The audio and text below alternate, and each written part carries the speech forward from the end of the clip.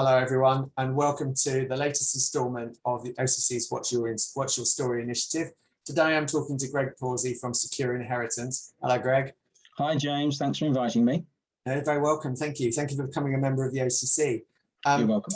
Yeah, I'd really like to know a little bit about who you are and what you do, really. Okay, well, 12 months ago, I embarked on will advisory as a brand new career. I'd been involved in the watch and jewelry industry for 25, 30 years prior to that. And unfortunately, the company that I was working for, that I was representing just over 12 months ago, like a lot of other people, were faced with the pandemic, and my role was made redundant. So I'd seen the writing on the wall, so I started looking at a few options, alternatives, and when this opportunity came along, I thought, yeah, let's go for it. Let's have a conversation with the owner of the business. He impressed me with his professionalism, and so, yeah, as you say, never looked back since. Good, brilliant. So you've alluded to some of what you do, which is the core of your business is will writing, but are there other products that accompany that as well? Yeah, absolutely. As you say, the core business is producing a will. It's determining what people own now goes to the people that they want it. But there's various ways that we can include measures that make sure that certain things are protected. We can protect the home, for example. We can put trusts together within the will. And we talk about securing the will, but we also talk about writing people's lasting powers of attorney. So you think of that as the will looks after you once you've gone. The lasting power of attorney makes sure that your life continues just in case you're incapacitated. Okay, cool. So do you have a core customer selection? Are there key people that you use to access your customers as well, key referrers? Well, the target audience is 55% of the adult population who don't have a will. It's actually then getting contact or getting to make contact with those. So the people that I like to connect with, and that's the reason why I've joined groups such as the OCC and Buzz, is to connect with people who have professional connection. Usually people who are talking about people's finances, because when you talk about people's finances now, you start to ask the question about what they're planning for their family when they die. So the core people that I'd love to talk to and love to connect with are financial advisors, mortgage advisors, and accountants. Okay, cool. And that's where you get most of your referrals from, is it? At the moment, yeah, absolutely. A lot of my introductions are coming from some financial advisors that I've connected with, a couple of mortgage advisors, but we're also generating quite a bit of our own leads. I get supplied some leads from a legal website called the Law Superstore. There's quite a lot of business that gets generated that way. But I'm also using my personal connections as well and previous business connections. I'm trying to generate some.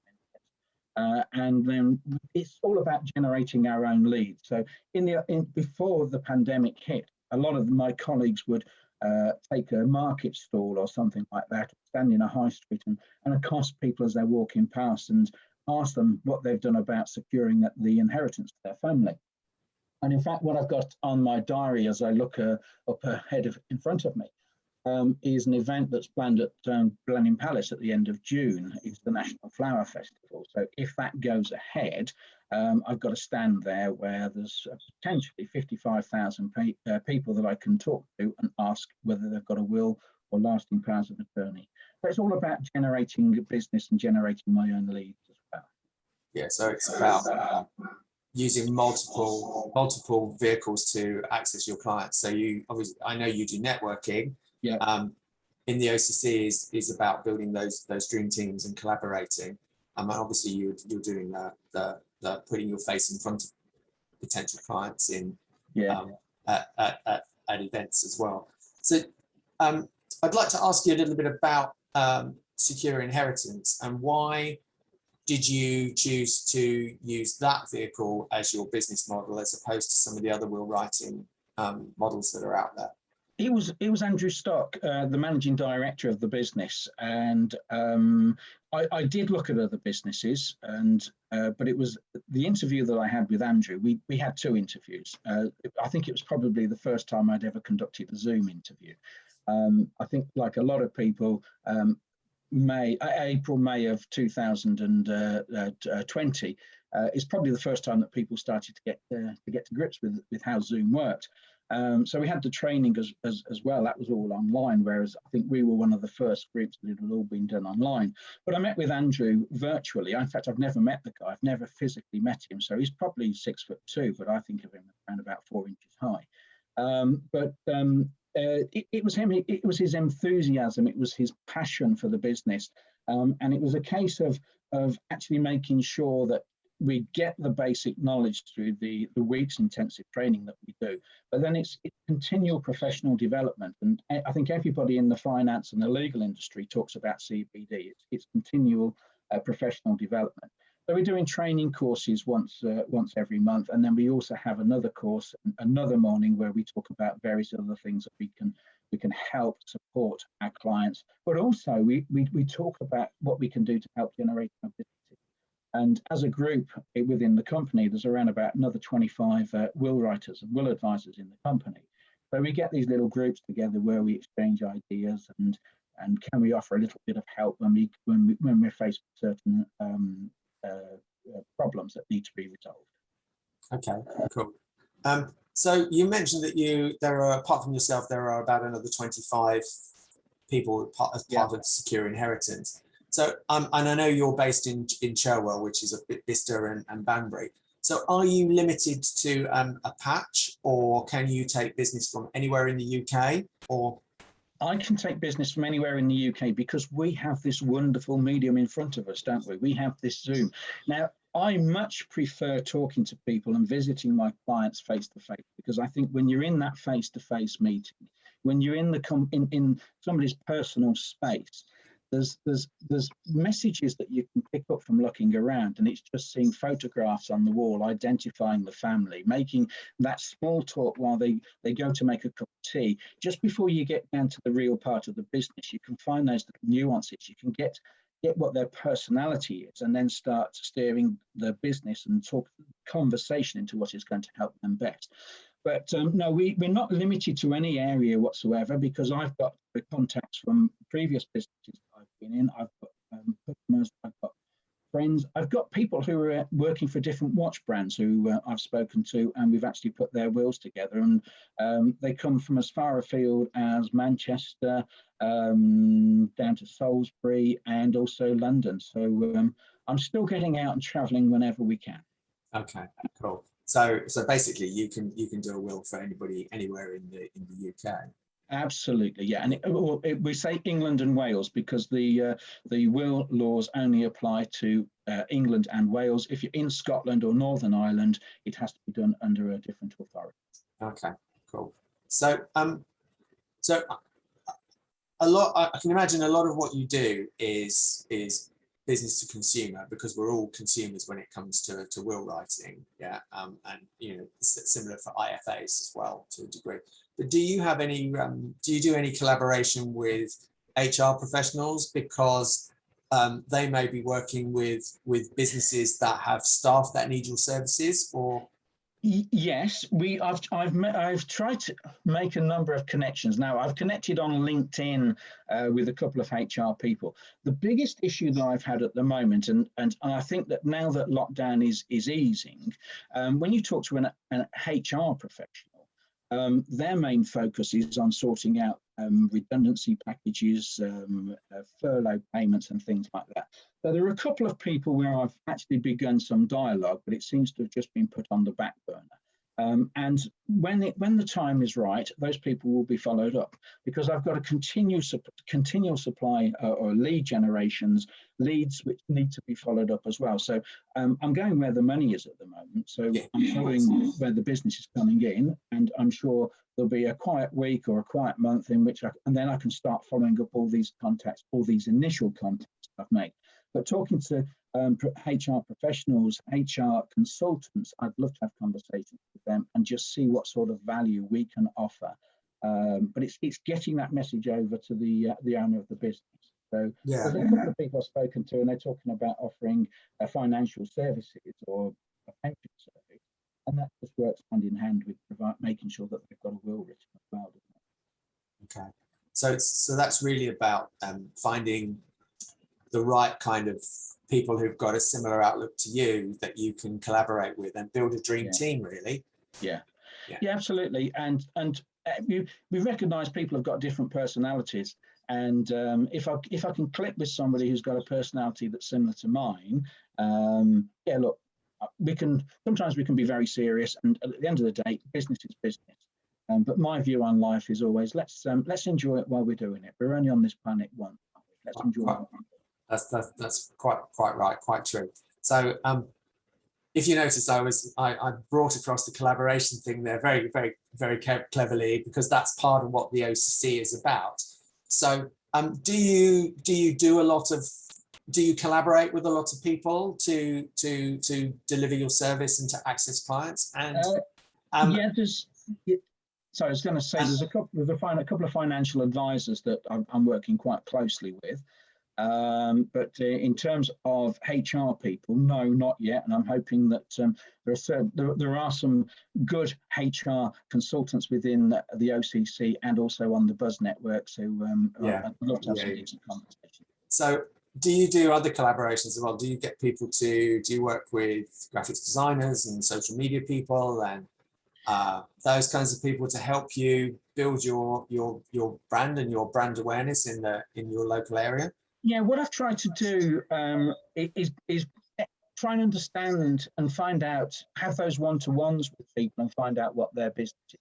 Because I think with a lot of those people, it's not just thinking, what can you do for me? Because if you try and have a one-to-one and you're just thinking purely about what you can get out of it, it's not going to be a very productive meeting. So every time we have that one-to-one, I always ask the question, what can I do to help widen your business? What can I do? What sort of people can I introduce to your business? So I'm trying to make it as much of a two-way street, and if we can make it over a cup of coffee rather than on a Zoom, I'm all. Yeah, I have to say this virtual cake's not the same as real cake at all. No. It goes straight to the waistline, doesn't it? Yeah, one of my downfalls, that. I would like to also know a little bit about what you want to achieve over the next kind of 12 months. I mean, for most of us, 2020 was a year of change and of treading water. So how do you see the next 12 months for Greg Pawsey? Well, the next 12 months is going to be consolidating on what I've done. I think over the last 12 months, I've started to build my network. Now, I started with nothing and literally zero base because I'd moved to Bicester. I'd moved into an industry. So I moved to Bicester without knowing anybody. My partner, Debbie, she'd only lived in Bicester a year beforehand. She didn't know anybody.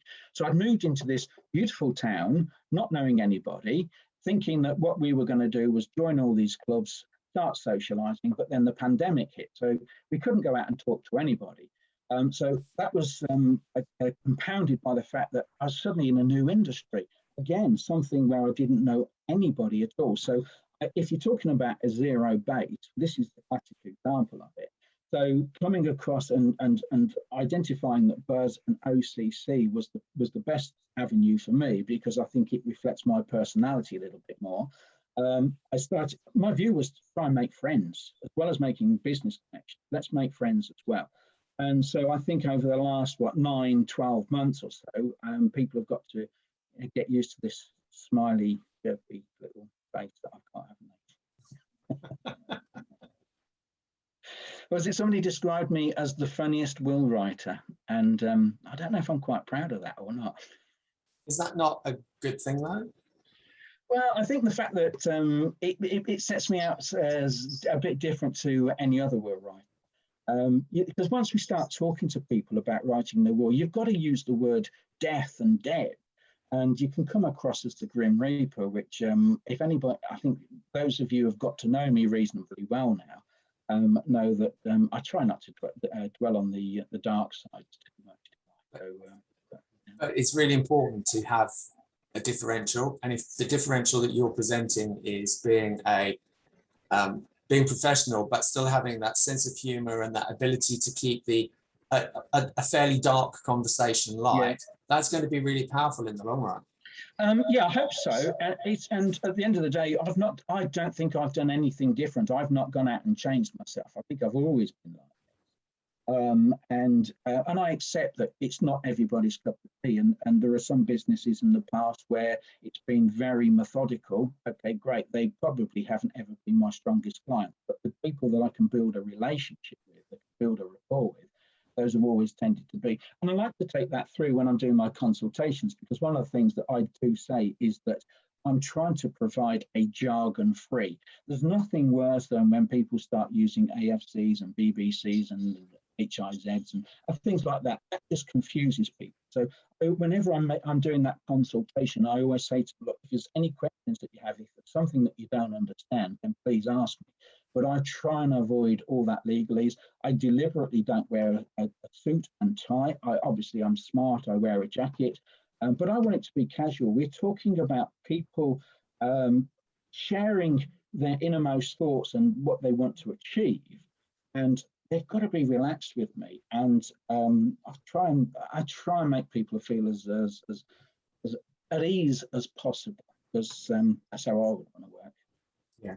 Good, good. And I think that's really important. So over the last year, you've been building a foundation for your business in a challenging period of time. Are you now beginning to see, beginning to reap the rewards from that hard work through your networking and your connection building? Very much so, because when I look at the fact that we've been restricted because we can't go out, and if this has been the hardest year, then I'm pretty comfortable at the position where I'm at the moment. But once things start to relax, once lockdown is relieved, and I can go out there, I can stand in the high street and start stopping people and talking to people and asking them if they've got their wills done, or do we need to talk about planning for their future. It's just going out to those events. Now, you've met me a couple of times, James. I like talking to people. You've made the comment that I'm probably the chattiest person in that office last month, wasn't I? So I like talking, and it's not because everything that I say is really, really interesting. Most of it is, isn't it? So you did touch on something else that I'd just like to come back to. So when I was talking about you clarified the fact that you can only do wills in England and Wales. Yeah. So do Secure Inheritance do compliance for you, or are you responsible for you doing your own compliance? Or is there maybe not a compliance requirement? There isn't a compliance requirement. What I am is I'm affiliated to the Society of Will Writers, so we follow their guidelines and their practices. It means that when I take instructions, because I make the difference that I am a will advisor, I am not a will writer. So what I do is I guide people through that process of what needs to be done. I take their instructions, I give them the best advice to ensure that what they're doing is providing the best protection for their inheritance. And then all of that information gets downloaded to the office, and it's the solicitors in the office who actually produce the will. So that's where the compliance is. And then I take the finished article, I take it back to the client, we talk through the will. If there's any questions, then I answer all of their questions. So it's kind of there is a compliance requirement, but Secure Inheritance do that for you, because they're actually writing the final document on your behalf. Absolutely, and everything that Secure Inheritance do is underwritten by the Society of Will Writers. Right. And one of the things that we always encourage that people take is that storage facility. For £37 per year, it means that we can look after the will, the original will, which is the legal will. But for that £37, we register the will on the National Will Registry. So if anybody or any relative needs to find out whether mum and dad have written a will, they can go on there and find out that it's been written by Secure Inheritance. Yeah, right. So it's quite so you're actually able to give a full rounded solution for somebody who's looking for a will, really. I would like to think so.